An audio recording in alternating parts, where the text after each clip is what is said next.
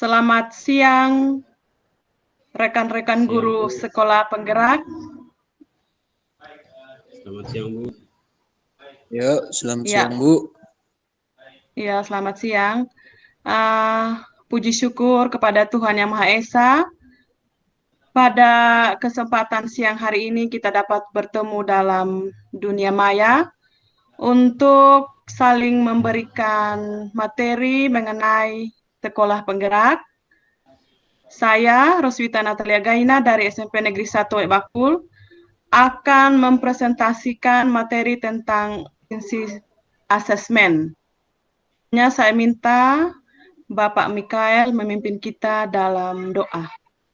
Ya, baik, terima kasih. Marilah kita berdoa menurut keyakinan kita masing-masing. Berdoa mulai.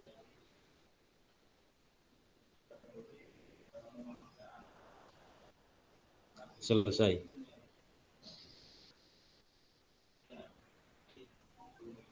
Ya, terima kasih Bapak Mikael. Jadi teman-teman, saya akan mempresentasikan materi tentang prinsip asesmen. Saya akan bagikan materinya.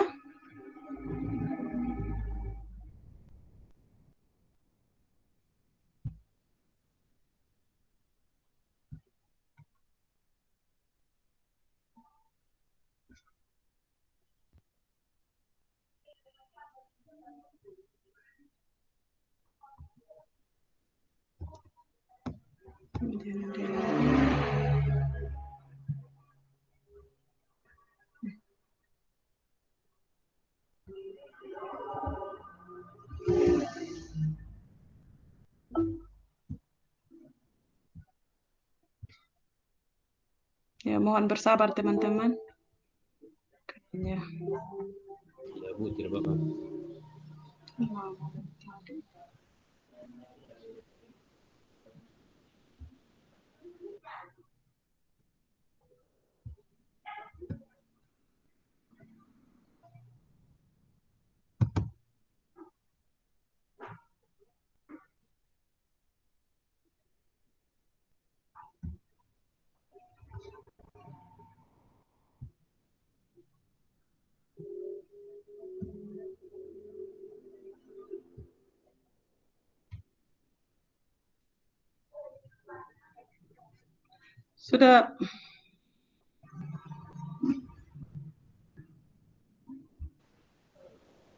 Sudah bisa dilihat teman-teman?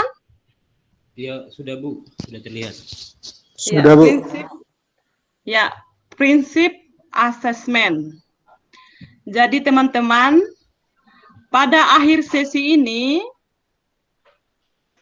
kita diharapkan memahami tentang 5 prinsip asesmen, yakni prinsip pembelajaran dan asesmen, lalu keterkaitan asesmen dengan prinsip pembelajaran.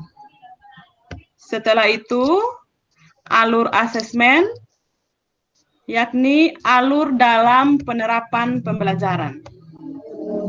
Nah, pertama-tama, kita akan mempelajari tentang 5 prinsip asesmen. Adapun 5 prinsip asesmen yang pertama, yang pembelajaran itu dirancang dengan mempertimbangkan tingkat pencapaian peserta didik saat ini, sesuai kebutuhan belajar, serta mencerminkan karakter dan perkembangan mereka. Itu adalah prinsip yang pertama. Yang kedua, pembelajaran dirancang dan dilaksanakan untuk membangun kapasitas belajar peserta didik dan kapasitas mereka untuk menjadi pembelajar sepanjang hayat, yakni mendorong pengembangan kapasitas belajar. Prinsip yang ketiga, kegiatan belajar mendukung perkembangan kognitif dan karakter peserta didik secara berkelanjutan dan holistik. Dan yang keempat, pembelajaran yang relevan, yaitu pembelajaran yang dirancang sesuai konteks kehidupan dan budaya peserta didik, serta melibatkan orang tua dan komunitas sebagai mitra. Prinsip yang kelima, pembelajaran berorientasi pada masa depan yang berkelanjutan. Nah, asesmen merupakan bagian terpadu dari proses pembelajaran, memfasilitasi pembelajaran, menyediakan informasi sebagai umpan balik untuk guru, peserta didik, dan orang tua. Yang kedua, asesmen perlu dirancang dan dilakukan sesuai dengan tujuan. Yang ketiga, asesmen dirancang secara adil, valid, dan dapat dipercaya. Memberikan informasi yang kaya bagi guru, peserta didik, dan orang tua mengenai kemajuan dan pencapaian pembelajaran, serta keputusan tentang langkah selanjutnya. Berikutnya, asesmen sebaiknya meliputi berbagai bentuk tugas, instrumen, dan teknik yang sesuai dengan tujuan pembelajaran yang ditargetkan. Berikutnya, laporan kemajuan belajar dan pencapaian peserta didik bersifat sederhana dan informatif. Memberikan informasi yang bermanfaat untuk peserta didik dan orang tua, dan data yang berguna untuk penjaminan dan peningkatan mutu pembelajaran. 5 prinsip asesmen ini merupakan bagian yang terpadu dari proses pembelajaran, memfasilitasi pembelajaran, menyediakan informasi sebagai umpan balik untuk guru, peserta didik, dan orang tua. Guru merancang pembelajaran berdasarkan hasil asesmen. Lalu, asesmen dikembangkan sejak awal perencanaan pembelajaran, sehingga kegiatan asesmen terintegrasi dan berkaitan erat dengan pembelajaran. Berikutnya, keterkaitan antara tujuan pembelajaran dengan asesmen yang dirancang, termasuk dengan kriteria penilaian hasil belajar siswa, asesmen yang targetnya sesuai kebutuhan belajar. Dan yang ketiga, asesmen memberikan pengaruh pada apa dan bagaimana peserta didik belajar dan juga sebaliknya. Kita bisa lihat di sebelah kanan ini, sebelah kanan PPT, rangkaian asesmennya dimulai dari perencanaan pembelajaran, kegiatan belajar, itu adalah suatu siklus yang berkelanjutan. Bisa dilihat Bapak Ibu? Bisa Bu, bisa. Ya. Bisa, Bisa, Bu. Bu. Bisa. Ya. Berikutnya, asesmen perlu dirancang dan dilakukan sesuai dengan tujuan. Jadi, asesmen dapat digunakan untuk mendorong proses belajar, menjadi bagian dari pembelajaran, mengembangkan kemampuan metakognitif dan refleksi. Itu adalah asesmen formatif. Sedangkan kalau asesmen sumatif, menilai hasil belajar, mengambil keputusan di akhir suatu tahapan. Lalu selanjutnya, menentukan kebutuhan belajar dan membentuk program pembelajaran individual peserta didik, yaitu asesmen diagnosis. Lalu asesmen juga harus mengacu pada capaian pembelajaran. Prinsip yang ketiga, asesmen dirancang secara adil, valid, dan dapat dipercaya. Maksudnya, asesmen ini memberikan informasi yang kaya bagi guru, peserta didik, dan orang tua mengenai kemajuan dan pencapaian pembelajaran, serta keputusan tentang langkah selanjutnya. Asesmen yang berkeadilan berarti penilaian tidak menguntungkan atau merugikan peserta didik karena berkebutuhan khusus, serta perbedaan latar belakang agama, suku, budaya, adat istiadat, status sosial ekonomi, dan gender. Terus yang berikutnya, asesmen memiliki validitas yang tinggi, sehingga informasi yang dihasilkan terpercaya. Yang keempat, reliable, dapat diperbandingkan hasilnya karena konsisten. Dan yang kelima, adil dan objektif, menggunakan kriteria dan prosedur yang logis, sistematis, jelas, dengan pengaruh subjektivitas penilai yang rendah. Prinsip yang keempat, asesmen sebaiknya meliputi berbagai bentuk tugas, instrumen, dan teknik yang sesuai dengan tujuan pembelajaran yang ditargetkan. Guru diberikan otonomi yang luas dalam merencanakan dan menggunakan jenis dan teknik asesmen dengan mempertimbangkan yang pertama, karakteristik mata pelajaran. Yang kedua, karakteristik dan kemampuan peserta didik. Yang ketiga, capaian pembelajaran. Yang keempat, tujuan pembelajaran. Dan yang kelima, sumber daya pendukung yang tersedia. Yang patut dihindari Bapak Ibu bahwa asesmen itu berfokus hanya pada asesmen sumatif. Dan kita hanya menggunakan satu teknik penilaian.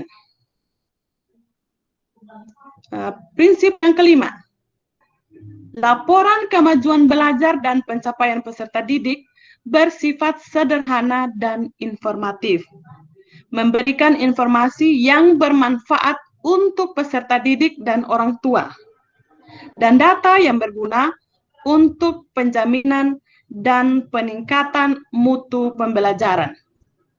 Hasil penilaian memberikan makna yang relatif sama untuk semua mata pelajaran. Misalnya nilai 100 bermakna sama antara satu mata pelajaran dengan mata pelajaran lainnya. Laporan kemajuan belajar mengacu pada capaian kompetensi berdasarkan hasil asesmen formatif dan sumatif. Lalu, asesmen mudah dipahami dan memberikan informasi yang utuh bagi orang tua. Asesmen juga harus menjawab kebutuhan peserta didik akan umpan balik yang memotivasi untuk mengembangkan diri. Asesmen mudah dilakukan oleh guru. Yang menjadi perhatian penting di sini Bapak Ibu, guru diharapkan mampu menerapkan moderasi dalam asesmen, yaitu memastikan antar guru mampu melakukan asesmen secara adil dan konsisten dengan menggunakan kriteria tertentu, melakukan komunikasi, konfirmasi, dan klarifikasi antar guru.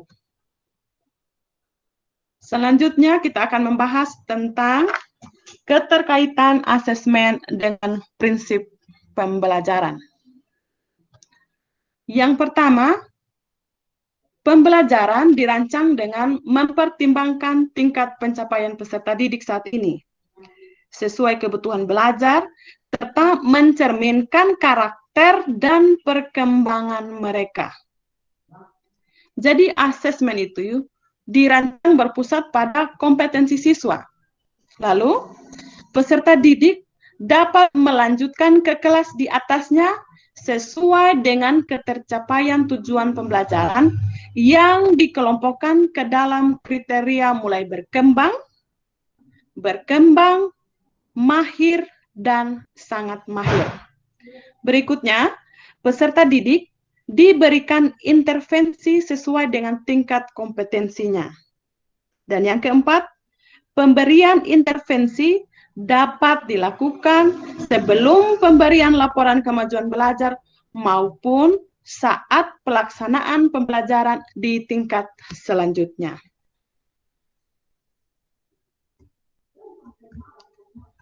Keterkaitan asesmen dengan prinsip belajar.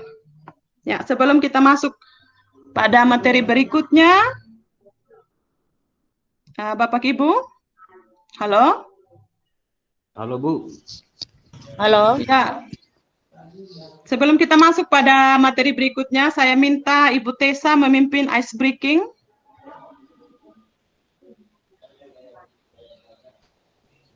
Oke, Ibu. Terima kasih.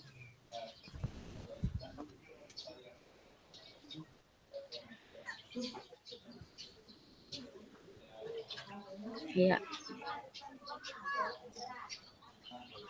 Halo? Iya, Ibu. Halo. Iya, Bu. Ya.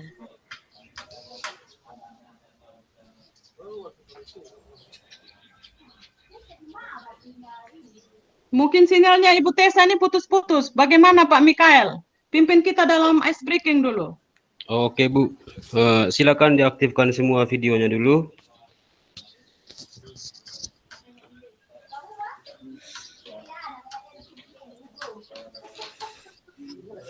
Sudah? Iya, Ya, sudah. semuanya sangat sederhana. Karung, kasur, kelambu. Tapi bukan kelambunya Ibu Tessa. Karung, kasur, kelambu. Bisa dimulai? Karung, kasur, kelambu. Kita ikut sama-sama Kelambu, Bapak ya. Ibu. Karung. Bukan seperti itu. Nanti saya yang tentukan. Misalnya ini Oke. apa, ini apa. Ya, kita mulai. Karung. Kelambu. Karung. Kasur. Ya, pas sekali Ibu. Bagus. Oke, masih semangat Ya, Bapak Ibu? Semangat. Ya, kita lanjutkan.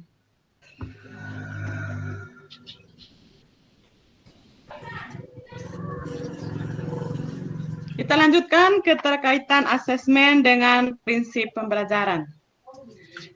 Pembelajaran dirancang dan dilaksanakan untuk membangun kapasitas belajar peserta didik dan kapasitas mereka untuk menjadi pembelajar sepanjang hayat.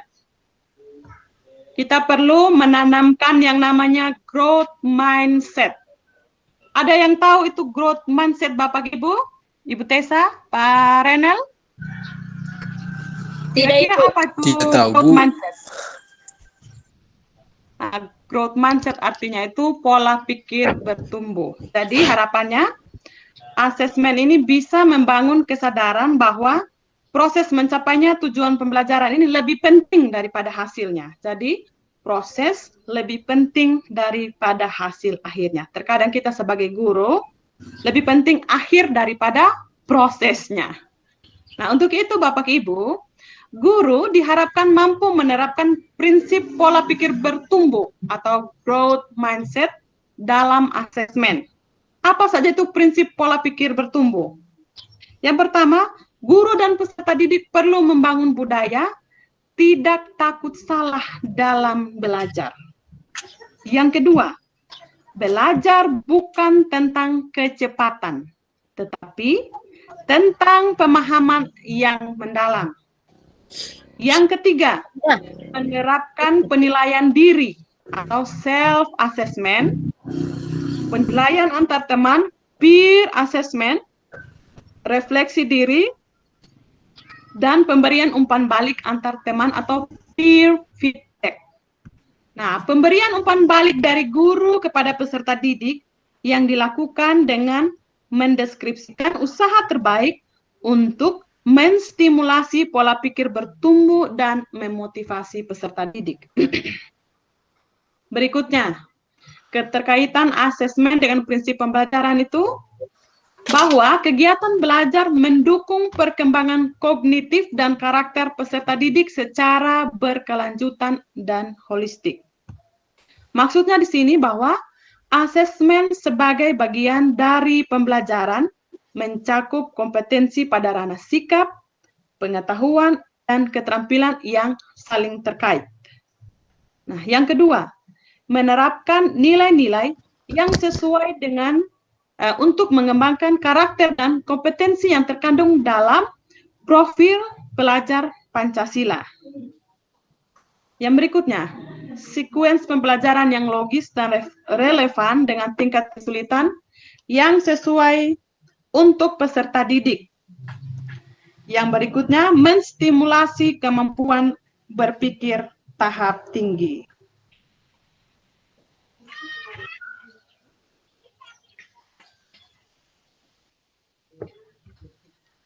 Ya, berikutnya, pembelajaran yang relevan yaitu pembelajaran yang dirancang sesuai konteks kehidupan, menghargai budaya peserta didik, serta melibatkan orang tua dan komunitas sebagai mitra. Itu yang perlu kita ingat, Bapak Ibu. Asesmen dirancang berpusat pada anak, mempertimbangkan di mana kehidupan dan latar belakang keluarga peserta didik. Yang kedua, orang tua dan masyarakat dilibatkan dalam proses-proses pengambilan keputusan terkait pembelajaran dan asesmen. Yang ketiga, lingkungan belajar dengan iklim yang positif untuk semua peserta didik, sehingga setiap individu merasa aman untuk berada di lingkungan belajar. Berikutnya, pembelajaran berorientasi pada masa depan yang berkelanjutan. Dalam arti, pembelajaran itu bisa membangun wawasan peserta didik tentang isu-isu ini dalam tingkat global dan menumbuh kembangkan rasa peka mereka terhadap masalah-masalah ini dan kesadaran akan kebutuhan diri sendiri, lingkungan, dan dunia yang lebih baik. Berikutnya, di dalam pembelajaran juga ada pemanfaatan teknologi informasi dan komunikasi untuk meningkatkan kualitas pembelajaran dan asesmen.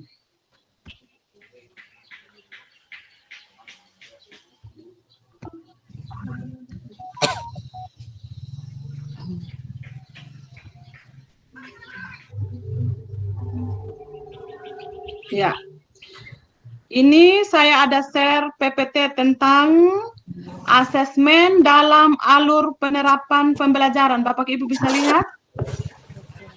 Bisa, Bu. Bisa lihat Bapak Ibu? Ya, coba kita perhatikan sama-sama di tahap persiapan. Di situ adanya kerjasama antara komite pembelajaran, komite sekolah, terus kepala sekolah dan perwakilan guru untuk mengikuti pelatihan pembelajaran yang seperti kita lakukan sekarang ini sebanyak 72 jam pelajaran. Nah, komite pembelajaran memfasilitasi in-house training bagi seluruh guru di sekolah. Nanti kitalah ini yang menjadi duta-duta untuk melakukan in-house training bagi teman-teman guru yang lain. Yang ketiga, kepala sekolah memfasilitasi pembentukan atau penyegaran komite sekolah. Dan yang keempat, kepala sekolah memfasilitasi penyusunan kurikulum operasional di satuan pendidikan. Nah, itu dalam tahap persiapan. Untuk tahapan pelaksanaannya, penetapan capaian pembelajaran dan alur belajar. Lalu dilanjutkan, asesmen untuk mengetahui posisi murid di awal dan di akhir siklus pembelajaran. Setelah itu kita melakukan refleksi dan menetapkan tujuan belajar dan bentuk asesmen untuk tercapainya tujuan tersebut. Lalu kita memilih dan menetapkan perangkat ajar serta aktivitas pembelajaran. Kita baru-baru juga belajar tentang ini semua dari Bu Mutia. Setelah itu adanya sosialisasi target belajar dan menyepakati keterlibatan orang tua atau komunitas pendidikan. Selanjutnya, adanya pelaksanaan pembelajaran dan asesmen untuk memonitor kemajuan belajar murid selama proses pembelajaran. Itu pada tahap pelaksanaan ya Bapak Ibu. Selanjutnya ada tahap evaluasi. Evaluasi dan refleksi capaian target belajar. Dilanjutkan dengan evaluasi dan refleksi dukungan orang tua terhadap target belajar. Dan selanjutnya ada evaluasi dan refleksi kinerja komite pembelajaran.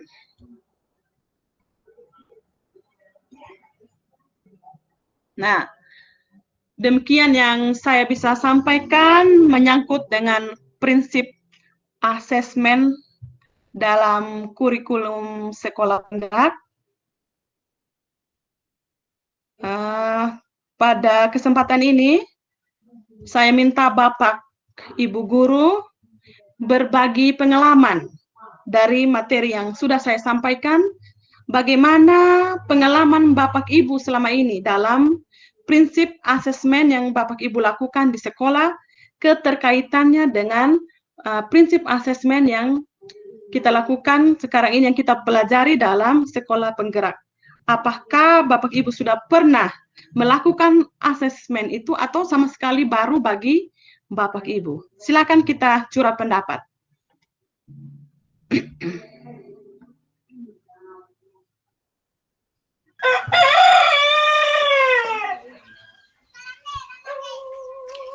Oke, Ibu. Tessa, ya, silakan Ibu Tessa. Oke, terima kasih Ibu atas paparan materinya. Dari hal ini kami bisa belajar seperti apa itu asesmen, tujuannya, sasarannya, dan pada akhirnya kita bisa tahu, bisa paham. Nah, mungkin berkaitan dengan proses pembelajaran yang berlangsung, yang sudah kami lakukan di sekolah, sudah melakukan yang namanya asesmen Ibu. Cuman tidak semendetail yang Ibu sampaikan tadi, bahwa kebanyakan di sekolah mengutamakan tentang hasilnya. Penilaian yang paling poin tertingginya itu hasil, bukan sebuah proses. Tetapi kali ini saya mendapat pemahaman yang baru, bahwa ada prinsip asesmen itu mengutamakan proses ketimbang ini hasilnya. Mungkin itu saja yang bisa saya bagi, Ibu. Saya kembalikan. Ya, terima kasih Ibu Tesalonika, pengalaman yang bagus sekali, bahwa memang asesmen ini bukan hal baru bagi kita ya, untuk formatif dan sumatifnya itu kita sudah lakukan di sekolah. Tetapi selama ini kita hanya melihat akhirnya, bahwa oh, nilai anak ini tinggi, nilai anak ini rendah. Kita sering mengabaikan prosesnya. Bagaimana dengan bapak-bapak yang lain ini? Kebetulan saya dengan Ibu Tessa sendiri ya, yang perempuan di sini. Bapak Mikael, Bapak Rinel, mungkin pengalaman di sekolah bapak-bapak ini berbeda lagi tentang asesmen. Adakah hal baru tadi yang Bapak tangkap dari hasil presentasi yang saya sampaikan?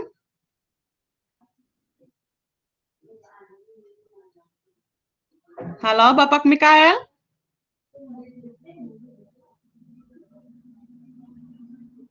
Pak Rinel. Halo Bu.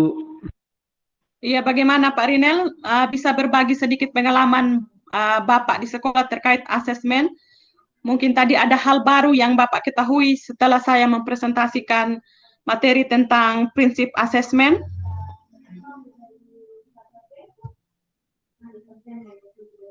Apakah ada hal yang menarik buat Bapak?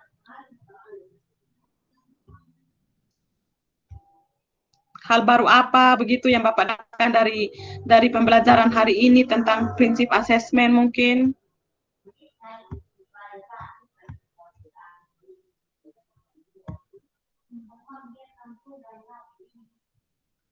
Sepertinya mereka kendala jaringan, Ibu. Oke, sepertinya mereka kendala jaringan ya, Bu Tessa ya. Halo Bapak Mikael. Halo. Bagaimana Bapak? Tadi sudah mendengar apa yang saya presentasikan? Mungkin ada pengalaman sesuai dengan sekolah yang Bapak ampu di situ? Dari tadi Bu, soalnya jaringannya Ibu juga tidak terlalu bagus mungkin, sehingga suaranya putus-putus. Yang saya berkaitan dengan asesmen, saya rasa untuk di sekolahnya saya selama ini sudah dilakukan berkaitan dengan asesmen yang dijelaskan oleh Ibu tadi. Tapi mungkin ada yang lain yang berkaitan dengan prinsip-prinsip, ada yang belum diterapkan di sekolah saya. Sehingga penjelasannya Ibu tadi menurut saya sangat bermanfaat bagi saya. Oke, terima kasih Bapak Mikael. Bagaimana Bapak Rine? Yang berbicara ini Bu, Bapak Cornelius Marina, bukan? Oh, Bapak Cornelius, maaf, karena saya ada buka PPT, jadi saya tidak bisa. Yang ini melihat. orangnya Bu. Oh, Bapak yang berbaju hitam ya? Iya Bu. Oke, terima kasih Pak Cornelis atas masukan yang sangat berarti. Bapak Mikael? Iya Bu, maaf soalnya tadi jaringan kurang bagus, jadi baru Iya. masuk kembali. Mungkin saya minta Bapak berbagi pengalaman tentang prinsip asesmen, mungkin bagaimana pengalaman Bapak di sekolah Bapak? Untuk bagian asesmen ini sekolah kami sudah menerapkannya sejak lama atau sejak dari dulu. Terlebih kami lebih menekankan pada asesmen formatif ya Bu dibandingkan dengan sumatif. Karena menurut kami asesmen formatif ini sangat penting untuk melihat kemampuan atau karakteristik anak dalam hal belajar. Mungkin seperti itu Bu. Oke, baik. Terima kasih untuk sharing pengalaman dari teman-teman sekalian. Demikian presentasi tentang prinsip asesmen yang saya bisa bagikan kepada teman-teman. Lebih kurangnya saya minta maaf. Selanjutnya saya akan memberikan kesempatan kepada pemateri kedua, Ibu Tesalonika. Silakan Ibu Tesalonika. Oke, Ibu, terima kasih atas kesempatannya. Selamat siang untuk kita semua. Selamat siang, Ibu. Ya, perkenalkan, nama saya Tesalonika Tenggawasu SPD, berasal dari Sumba Tengah, asal sekolah SMP Negeri 6 Umburatunggai. Lewat kesempatan ini, saya akan menyampaikan presentasi terkait prinsip pengembangan kurikulum operasional di satuan pendidikan. Sebentar, saya akan tayangkan di layar untuk kita sama-sama bisa melihat.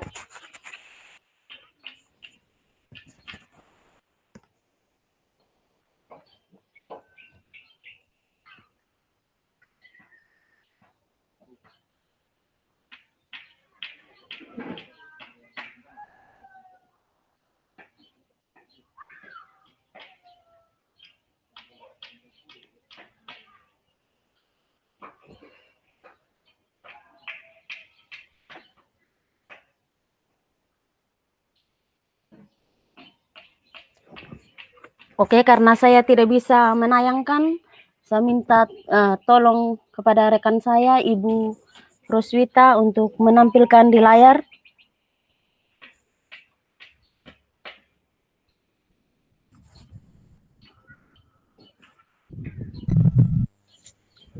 Ya, bagaimana teman-teman, sudah bisa melihat?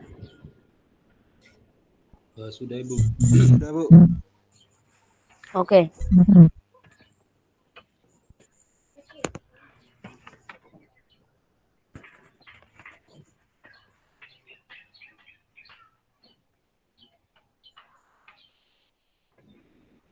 Ya, selamat berjumpa di belajar dunia melalui dunia maya ya teman-teman. Nah, kali ini saya akan berbagi tentang prinsip pengembangan kurikulum operasional di satuan pendidikan yang menjadi bagian dalam materi kita.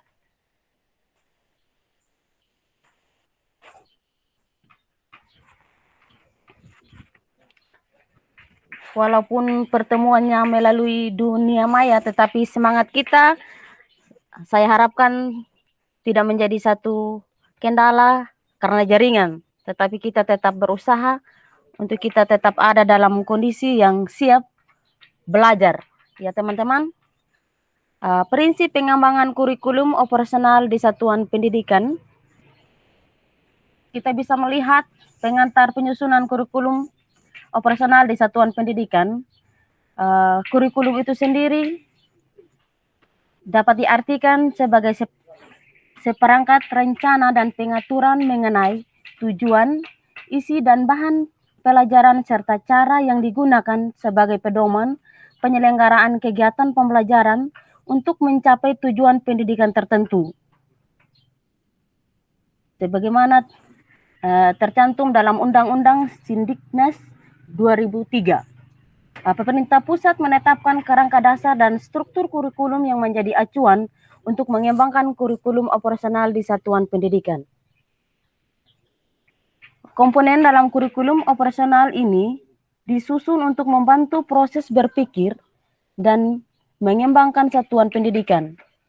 Dalam pengembangannya, dokumen ini juga merupakan hasil refleksi semua unsur pendidikan di satuan pendidikan yang kemudian ditinjau secara berkala guna disesuaikan dengan dinamika perubahan dan kebutuhan peserta didik.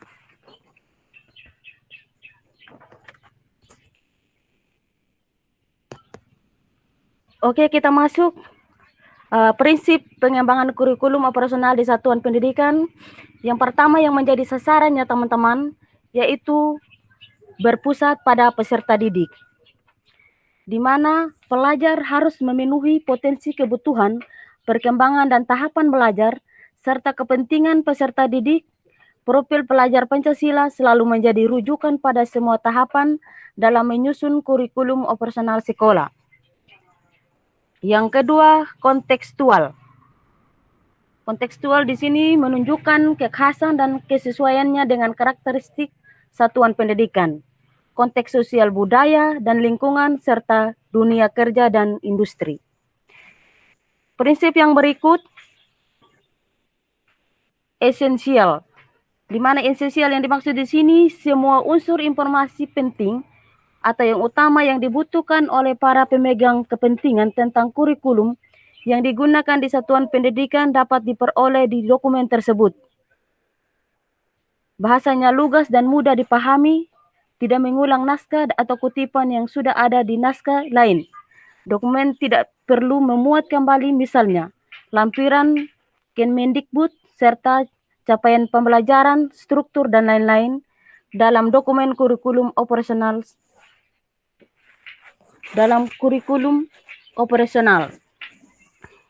Prinsip yang berikut, akuntabel. Akuntabel yang dimaksud di sini itu dapat dipertanggungjawabkan karena berbasis data dan aktual. Yang berikut melibatkan berbagai pemangku kepentingan. Pengembangan kurikulum satuan pendidikan melibatkan komite satuan pendidikan dan berbagai pemangku kepentingan, antara lain orang tua, organisasi,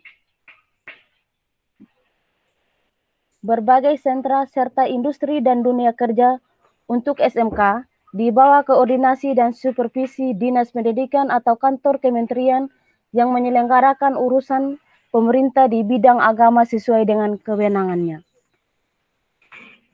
Yang berikut prinsipnya itu merujuk kepada profil belajar Pancasila, teman-teman. Kita bisa melihat, bisa pahami, bisa tahu bahwa yang diharapkan dalam pembelajaran sekolah penggerak ini yang paling penting itu adalah tentang profil pelajar Pancasila, di mana profil pelajar Pancasila ada 6 aspek di sini ya. Beriman, bertakwa kepada Tuhan Yang Maha Esa, berakhlak mulia. Yang kedua, berkebinekaan global. Ketiga, mandiri. Keempat, bergotong royong. 5, bernalar kritis. Dan keenam, kreatif. Nah, itulah yang diharapkan dalam penyusunan kurikulum itu harus mengutamakan tentang profil belajar Pancasila. Itulah yang menjadi sasaran dalam kegiatan sekolah penggerak yang akan kita lakukan di sekolah kita masing-masing ke depannya. Kita melihat bahwa profil pelajar Pancasila ini dirancang untuk menjawab satu pertanyaan besar, teman-teman, yaitu pelajar dengan profil atau kompetensi seperti apa yang dihasilkan oleh sistem pendidikan di Indonesia. Sekali lagi saya ulangi, pelajar dengan profil kompetensi seperti apa yang dihasilkan oleh sistem pendidikan di Indonesia. Jadi ada harapan yang ingin yang diharapkan oleh pendidik-pendidik yang ada di Indonesia ini. Pelajar industri merupakan pelajar sepanjang hayat. Seulangi, pelajar Indonesia merupakan pelajar sepanjang hayat yang memiliki kompetensi global dan berpikir dan berperilaku sesuai nilai-nilai Pancasila. Jadi pelajar Indonesia juga itu diharapkan ya menjadi pelajar sepanjang hayat, akhirnya belajar yang tidak mengenal waktu, tidak mengenal usia. Jadi belajar itu dituntut oleh setiap pribadi untuk tahu, mengerti, mengikuti segala perkembangan yang ada sekarang ini. Nah, seperti itulah yang diharapkan dalam profil belajar Pancasila, teman-teman. Pertanyaan ini berkaitan dengan dua hal yang penting, yaitu kompetensi untuk menjadi warga negara Indonesia yang berdemokratis dan untuk menjadi manusia unggul dan produktif di abad 21. Dalam hal ini, peserta didik Indonesia diharapkan dapat berpartisipasi dan membangun global yang berkelanjutan serta tangguh dalam menghadapi berbagai tantangan. Jadi yang diharapkan, tantangan apapun yang ditawarkan oleh dunia ini karena perkembangan zaman, karena banyaknya orang-orang pintar yang menghasilkan berbagai penemuan-penemuan, orang-orang Indonesia atau pelajar Indonesia itu diharapkan untuk bisa tetap bersaing, mengikuti perkembangan yang ada di dunia ini. Seperti itu, teman-teman. Yang berikut, profil pelajar Pancasila memiliki 6 kompetensi yang sudah saya sampaikan tadi itu, teman-teman. Beriman, bertakwa kepada Tuhan Yang Maha Esa, dan berakhlak mulia.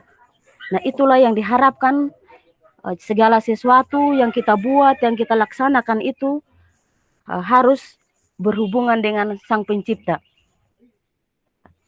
Tanpa Sang Pencipta, kita tidak mampu ada dan tidak mampu melakukan semua itu. Yang berikut itu beraneka global. Global yang maksud itu sudah tadi perkembangan dunia. Jadi apapun yang disajikan oleh dunia, kita pelajar Indonesia itu diharapkan mampu. Ada setidaknya mampu menggunakan segala penemuan IT apa yang disajikan oleh dunia ini. Seperti sekarang ini yang kita lakukan, teman-teman, kita melakukan diklat melalui daring. Kalau kita tidak punya pemahaman, tidak punya kemampuan, maka kita akan menjadi penonton. Dan mungkin kita tidak akan terlibat seperti ini. Jadi kita bersyukur, kita bisa belajar, kita bisa tahu, kita bisa manfaatkan segala IT yang disajikan di dunia global. Yang berikut yang diharapkan di sini tentang bergotong royong. Bergotong royong kita tahu bahwa saling membantu. Apapun yang dikerjakan, apapun yang dilakukan itu bergotong royong. Itu adalah bagian dari profil Pancasila. Yang berikut mandiri. Mandiri yang dimaksud seorang pelajar atau seorang yang berpendidikan itu harus mandiri. Mandiri dalam hal ini, mandiri dalam melakukan segala sesuatu, dalam melakukan sebuah keputusan, apapun yang diputuskan itu harus mampu membuat. Apapun yang tantangan yang diberikan harus bisa untuk melakukan. Contoh hal, teman-teman, sekarang yang kita buat juga ini sistemnya mandiri. Karena kita sendiri dan berhadapan dengan alat elektronik seperti laptop yang teman-teman sekarang gunakan untuk kita kegiatan daring ini.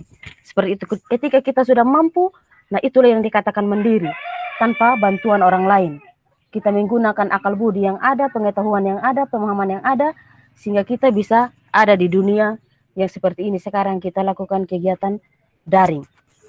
Bernalar kritis. Nah, bernalar kritis maksudnya punya kemampuan yang peka, tanggap dengan segala sesuatunya. Yang berikut kreatif. Kreatif artinya seorang pelajar, seorang pendidik itu harus kreatif dalam segala hal.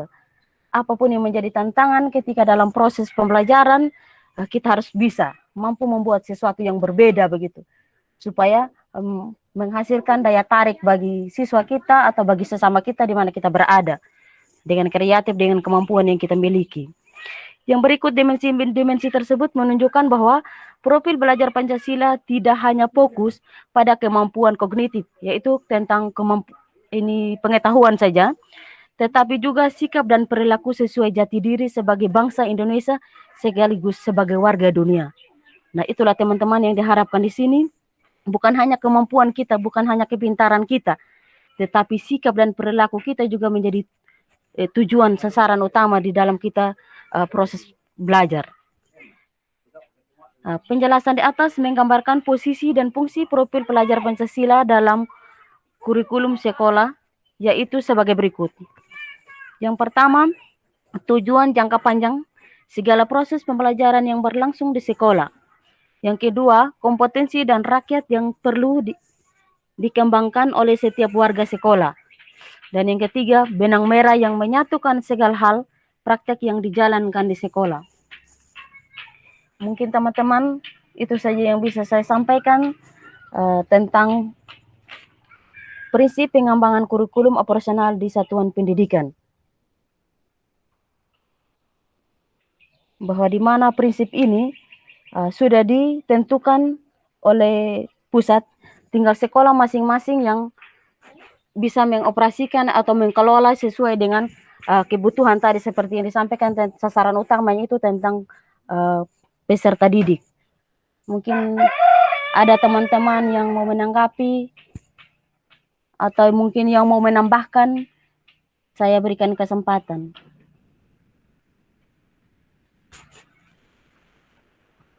Ibu Roswita. Saya Ibu Tessa.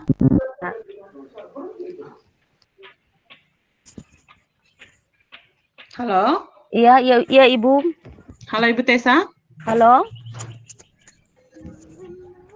Mungkin itu yang bisa saya bagikan Ibu. Ada tanggapan dari Ibu atau Ibu bisa dengar suara saya, Bu? Bisa Ibu, bisa. Halo?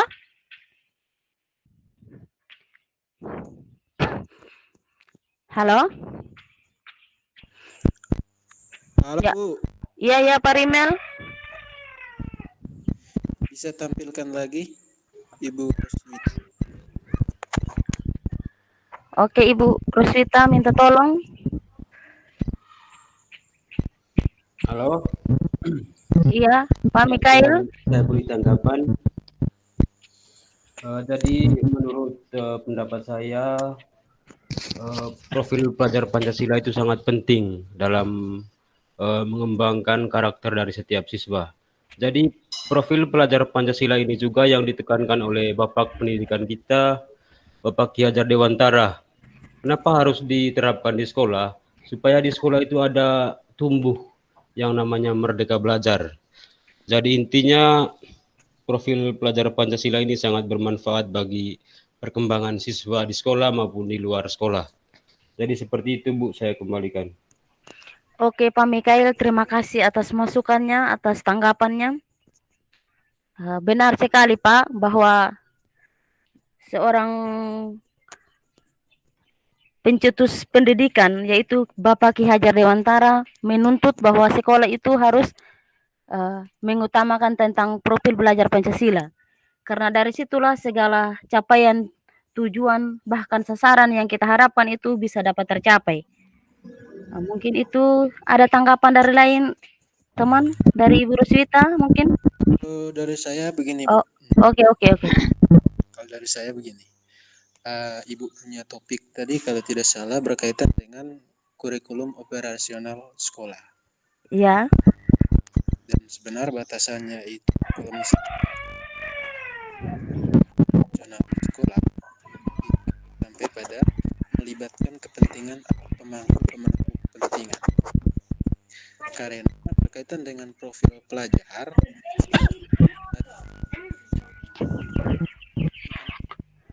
yaitu saya.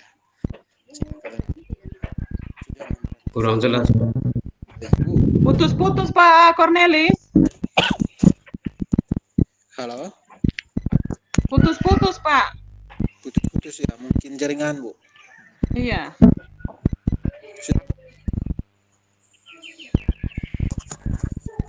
Halo?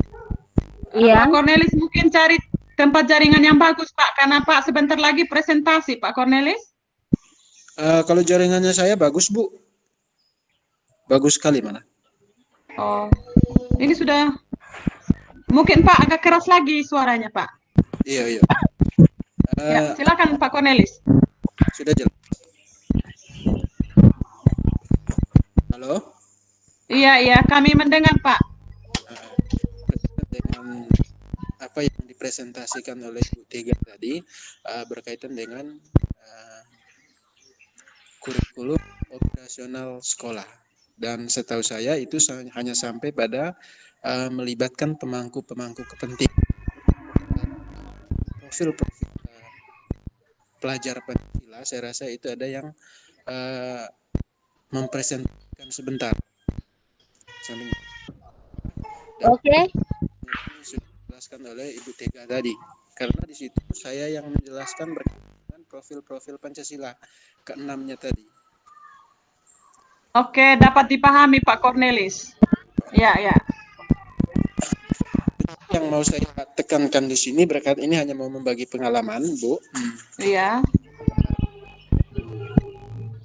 Pertama bisa ditampilkan lagi. Berpusat pada peserta didik. Sabar, saya tampilkan ulang ya, Pak. Yo.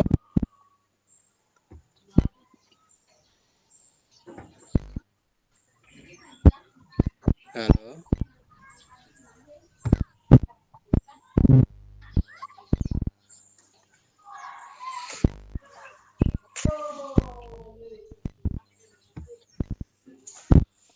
Sudah, Pak?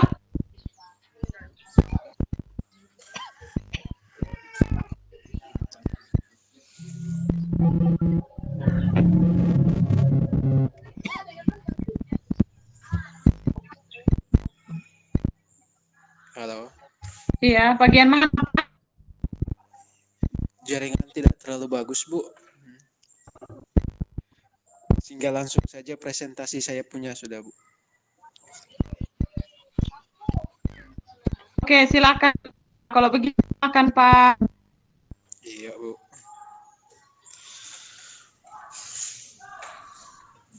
Halo. Halo.